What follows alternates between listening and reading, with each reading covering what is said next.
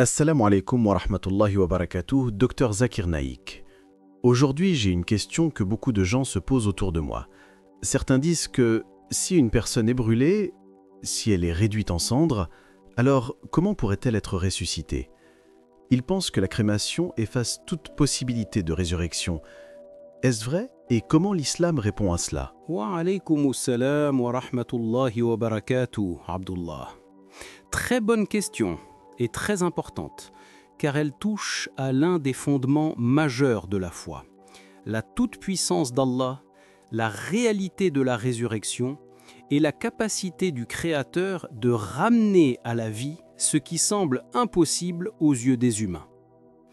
Beaucoup de personnes, qu'elles soient croyantes ou non, se demandent comment Allah peut ramener un être humain à la vie lorsque son corps a été détruit, brûlé, réduit en poussière ou même dispersé. Mais ce qu'il faut comprendre, Abdullah, c'est que cette question n'est ni nouvelle, ni moderne, ni scientifique. Elle n'est pas née avec la crémation ou les découvertes de la biologie. Elle existait déjà bien avant, au temps où les gens n'avaient même pas connaissance d'atomes, de cellules ou d'ADN. Et tu seras surpris de voir que le Coran y répond déjà, de manière claire, directe et logique, il y a plus de 1400 ans. Ce même doute, cette même objection, cette même interrogation, comment Allah pourrait-il nous ressusciter si notre corps disparaît, avait déjà été exprimé par les polythéistes de Quraysh. Ils étaient venus voir le prophète sallallahu alayhi wa sallam, non pas avec une question sincère, mais avec une tentative d'argument pour nier la résurrection. L'un d'eux avait même apporté un os complètement décomposé, l'avait réduit en poussière entre ses doigts et avait soufflé dessus pour le disperser. Puis, il posa une question que beaucoup posent encore aujourd'hui. Qui redonnera vie à cela? Qui peut recréer quelque chose qui est devenu poussière? Et Allah, dans sa sagesse, révéla immédiatement une réponse qui n'est pas seulement spirituelle, mais aussi profondément rationnelle. Il veut nous proposer un exemple, mais il oublie sa propre création. Il dit « Qui va redonner vie à ces os alors qu'ils sont poussière ?» dit « Celui qui les a créés une première fois. » Sourate Yassine 38, 79. Autrement dit, si Allah t'a créé à partir du néant, si Allah t'a façonné alors que tu n'existais même pas, si Allah a fait apparaître ton corps, ton âme, ta forme, ton identité, alors pourquoi serait-il incapable de te recréer à partir de cendres, de poussière ou même de rien du tout? Ce verset ne répond pas seulement à la question, il détruit le doute à sa racine, car il rappelle la logique la plus simple. Celui qui crée une première fois n'a aucune difficulté à créer une deuxième fois. Et c'est cette vérité, Abdullah, que nous allons approfondir dans le reste de notre discussion. Vraiment? Ils avaient la même objection? Exactement. L'un d'eux est venu voir le prophète sallallahu alayhi wa sallam avec un os totalement décomposé, qu'il a réduit en poussière dans sa main. Puis il a soufflé sur cette poussière et a dit « Qui va ressusciter ça? Qui va redonner vie à quelque chose qui est devenu poussière ?» Et Allah révéla le verset dans Sourate Yassine 36, 78, 79. Il veut nous donner un exemple et il oublie sa propre création. Il dit « Qui redonnera vie à ces os une fois réduits en poussière ?» dit « Celui qu'ils a créé une première fois. » C'est la réponse la plus logique et la plus puissante. Si Allah t'a créé à partir du néant, pourquoi serait-il incapable de te recréer à partir de cendres? Mais certaines personnes disent que le corps disparaît complètement, donc la résurrection serait impossible. Abdul, c'est précisément ici que nous devons comprendre la puissance absolue d'Allah. Une puissance qui dépasse totalement notre logique humaine, nos limites matérielles, nos observations scientifiques. L'être humain, lorsqu'il réfléchit seul, pense en fonction de ce qu'il voit et de ce qu'il connaît. La matière, les cellules, les os, les organes. Mais la création d'Allah n'est pas limitée à ce que nos sens perçoivent. Le prophète sallallahu alayhi wa sallam a dit « Le corps de l'homme se désintègre après la mort, sauf un seul os, l'ajab ad-banab, le dernier os du coccyx. C'est à partir de lui que l'homme sera recréé. Ce hadith, Abdul, n'est pas seulement une information spirituelle.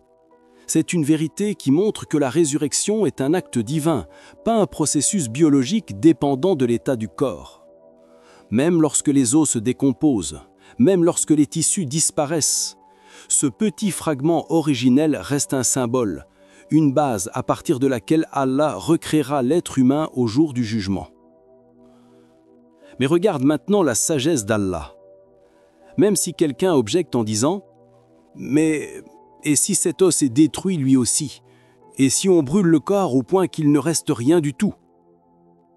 La réponse est que rien n'échappe à Allah, et même l'absence totale de matière n'est pas un obstacle. Car Allah dit dans Sourate Al-Baqarah 2, 117, « Quand il décide une chose, il dit seulement « Sois » et elle est. C'est une déclaration directe, absolue, universelle. Elle signifie que la création n'est pas un processus long ou difficile pour Allah. Elle ne dépend ni d'un matériau, ni d'un fragment, ni d'un échantillon, ni d'un élément biologique préservé. Allah n'a pas besoin de retrouver les atomes un par un. Il n'a pas besoin de reconstituer les cellules comme le ferait un scientifique dans un laboratoire. Il n'a pas besoin de matériel génétique, ni d'un ARNM, ni d'un squelette, ni même d'une trace visible. Celui qui t'a créé une première fois à partir du néant, alors que tu n'étais même pas une goutte, pas même une cellule, peut te recréer une deuxième fois à partir de rien. Et il suffit pour lui de dire « Kun », sois, et ta résurrection est accomplie. Abdul, c'est cela la différence entre la puissance du Créateur et la faiblesse des créatures. L'être humain a besoin d'outils, de matériaux, de processus, de temps. Mais Allah crée sans effort, sans limite, sans dépendance à la matière. La résurrection n'est pas une reconstruction humaine, c'est un décret divin. Et un décret divin ne rencontre jamais d'obstacle. Donc, même si le corps est totalement détruit? Absolument. Abdul, réfléchis à ceci. Quand une personne est enterrée, son corps se décompose complètement. Quand une personne meurt en mer, son corps se dissout dans l'eau. Quand une personne meurt dans un incendie, son corps se consume. Quand une personne est mangée par un animal, ses cellules deviennent les cellules de cet animal.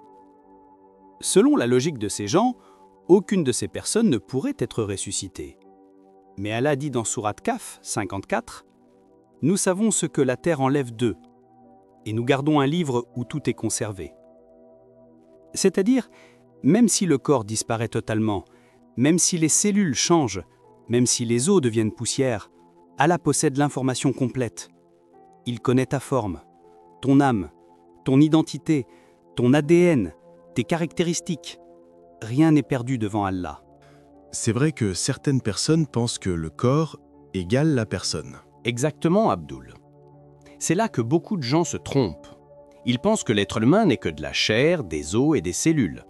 Ils réduisent l'existence humaine à une simple réalité matérielle, alors que l'islam nous enseigne depuis toujours que l'être humain est un composé unique du corps et de l'âme. Le corps est une enveloppe. L'âme est l'essence, la réalité profonde, ce qui donne vie, conscience et identité. Quand on brûle un corps, Abdul, on ne brûle que la matière physique, ce que le Coran appelle parfois al-jassad, le support terrestre. Ce que le feu détruit, ce sont les tissus, la peau, les os. Mais on ne peut pas brûler l'âme. L'âme est une création immatérielle, indépendante des réactions chimiques, indépendante du feu et de la matière. Elle ne disparaît pas lorsque le corps disparaît. On ne peut pas brûler la connaissance d'Allah sur cette personne. Allah n'oublie rien, Allah ne perd aucune information. Allah connaît ton identité, ta forme, ton histoire, tes intentions et tes actions, même si ton corps se transforme en poussière ou en cendre. Le fait que la matière change n'efface rien de ce qu'Allah a inscrit et préservé. C'est pour cela que la résurrection ne dépend pas de l'état actuel du corps, mais de la volonté d'Allah. La résurrection commence par le retour de l'âme, et Allah crée pour cette âme un nouveau corps, un corps adapté à la vie éternelle, un corps différent de celui d'ici-bas, sans maladie, sans blessure, sans défaut. Le prophète sallallahu alayhi wa sallam nous dit que l'âme revient dans un corps recréé, pas forcément dans le corps terrestre exact que nous avons aujourd'hui. C'est pourquoi, Abdul, la crémation ne touche qu'à l'enveloppe terrestre, ce qui est visible, temporaire et périssable. Elle ne touche ni à la réalité de l'âme, ni à la science d'Allah, ni à sa capacité infinie de ramener toute personne à la vie intacte, complète et consciente au jour de la résurrection. Certaines personnes me demandent, si le corps est réduit en cendres, comment Dieu pourrait le reconstruire? Très simple. La science moderne dit « les atomes ne disparaissent jamais, ils changent de forme. Quand tu brûles un corps, une partie devient gaz, une partie devient chaleur, une partie reste cendre. Mais rien, absolument rien, n'est perdu dans l'existence. Et si la création humaine peut récupérer l'information d'un ADN brûlé partiellement, alors que dire du créateur de l'univers? Allah dit, Sourate Al-Insan 76:1, « Il y a eu pour l'homme un temps où il n'était même pas une chose mentionnée. Si Allah t'a créé quand tu n'étais rien, il peut te recréer même si tu deviens cendre. » Pourquoi certaines personnes croient encore cela malgré toutes ces preuves? Parce qu'elles pensent la résurrection comme un processus humain. Elles comparent Allah aux limitations des humains. Mais Allah dit dans Sourate Al-Hajj 22:5, « Ô homme, si vous doutez de la résurrection, sachez que nous vous avons créé de poussière. Si Allah peut créer à partir de la poussière, il peut recréer à partir des cendres. Ce qui empêche de croire en la résurrection, ce n'est pas la science, c'est le manque de compréhension du pouvoir illimité d'Allah. » Donc la question n'est pas « le corps est brûlé », mais plutôt « crois-tu qu'Allah est capable de recréer ?» Exactement. La résurrection n'est pas une affaire de cellules retrouvées, c'est une affaire de commandement divin. Et Allah subhanahu wa ta'ala dit dans Surat Al-Qiyam 75:40, « N'est-il pas capable de redonner vie aux morts ?» La réponse évidente est « oui », sans aucune difficulté. Mais si quelqu'un se suicide par le feu ou est brûlé injustement, cela change-t-il son jugement? Non. Ni la manière de mourir, ni l'état du corps, ni la disparition de la matière, rien de tout cela n'affecte le jugement d'Allah. Allah reviendra à l'âme, à la fois aux actions, et le jour du jugement, chacun sera recréé dans un corps spécial. Un corps que ni le feu ni le temps ne peuvent détruire, un corps adapté à la vie éternelle. Merci beaucoup, Dr Zakir Naik. Tout cela me donne une vision claire. Donc, même si une personne est brûlée, elle ressuscitera? Bien sûr. La crémation peut détruire un corps, mais elle ne peut pas détruire l'âme, l'identité, les actions, la science d'Allah, la justice d'Allah, la capacité d'Allah à recréer. Rappelle-toi, Abdul. Allah dit, sa création et sa résurrection ne sont qu'une seule et même chose. Il dit « soit » et cela est. Sourate Yassine 36:82. Même si tu es devenu poussière, même si tu es devenu cendre, même si ton corps a disparu des yeux des hommes, tu n'as jamais disparu de la connaissance d'Allah. Et celui qui t'a créé une fois te recréera une seconde fois, sans effort, sans limite.